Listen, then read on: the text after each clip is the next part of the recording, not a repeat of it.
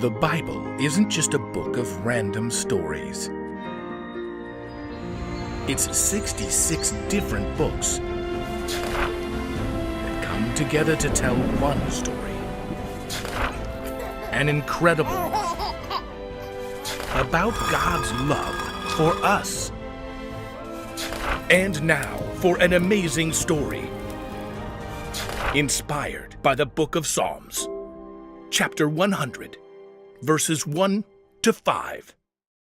Randall idled his car in the middle school parking lot and checked the time on his phone yet again. She's 20 minutes late. Randall had been drafted to pick up his little sister Annie after her rehearsal, but he had been sitting here for almost half an hour, and she hadn't even bothered to text. Unbelievable. After a long day of testing at school, Randall had finally made it to the start of Thanksgiving vacation, and he was ready to celebrate by taking a big break and tearing into that big bag of Doritos in the back of the pantry at home. Come on. Finally. Annie hopped into the car at last, bubbling over with excitement.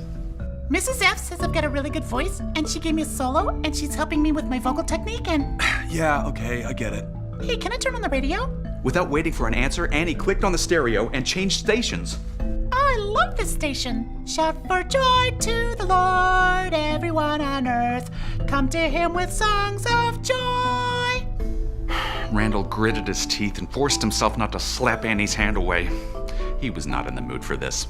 Give thanks to him and praise his name. The Lord is good. His faithful love, boom, endures forever. At least I can turn on my own tunes at home.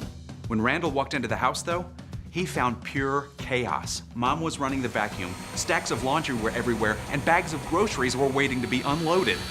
What, are we feeding an army for Thanksgiving? Oh, Randall, Aunt Rita called, and they're all coming for Thanksgiving after all. 4 whole days. They'll be here any minute. I can still hang with Jose and Luke on Friday and Saturday, right? Well, yes, but I do need you here part of the time to entertain your little cousins while Aunt Rita and I do some Christmas shopping.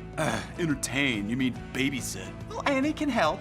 Oh, and can you put these on your bed? Mom handed Randall a set of fresh sheets. I just changed the sheets 2 days ago. I'm really sorry, Randall, but I need you to sleep in the family room so great Uncle Solomon can have your bed. Uncle Solomon? Ugh, he smells like, I don't know, fish. Randall! Now my room's gonna smell too. He is your favorite uncle. Remember when he took you up to the cabin for that fishing weekend? Like I said, he smells fishy. Just clean up your room, please. Randall took the sheets. Fuming, he stalked to the pantry and reached in the back. Hey, where are my chips? Your chips? I don't seem to remember you paying for groceries. That bag of Doritos. I let Annie and her friends have it for their sleepover. You know, you could eat some carrots and hummus. Randall grimaced and grabbed a granola bar instead as he headed for his own room. He turned up the volume on his speaker and blasted music as he started stuffing clothes and gadgets into his closet. So much for time to relax. The rumbling beat felt so good, he amped up the volume as loud as it would go, even though he knew it would get him in trouble. But before Mom could show up, Randall's speaker blew out, leaving dead silence.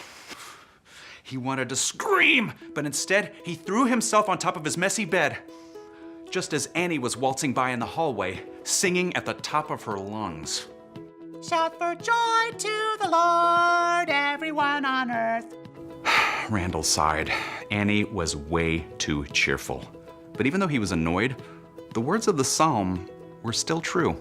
The Lord is good. His faithful love, boom, continues forever. Taking a deep breath, Randall sat up. His Thanksgiving was not going as planned, but that didn't mean he had to be miserable the entire time. Grabbing a laundry basket, he loaded it up with dirty cups and dishes from his room and carted it down to the kitchen. Oh, thank you, Randall. I kept meaning to go up and collect those. Randall started stacking cups into the dishwasher. What are we doing for dinner when everybody gets here? Just ordering pizza, I think. Oh, that's them. Here we go.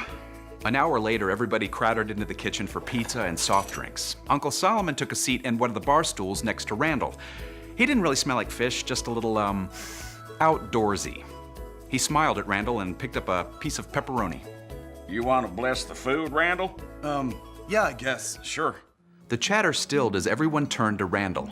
He was just gonna dash off a quick little prayer, but as he looked around the room, he realized he was gonna need more than that. I've been kind of busy lately and stressed out. And I've kind of missed the big picture.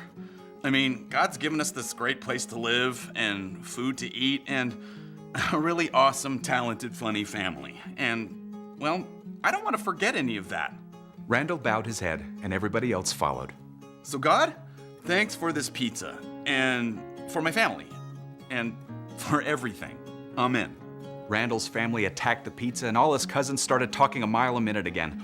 Uncle Solomon, pizza in hand, continued to watch Randall. What, you wanted us to order you a pizza with salmon and trout on it? Nope. Just proud of a nephew who can see the trees and the forest. Thanks, I think. Randall shook his head and got to work on a slice of ham and pineapple pizza.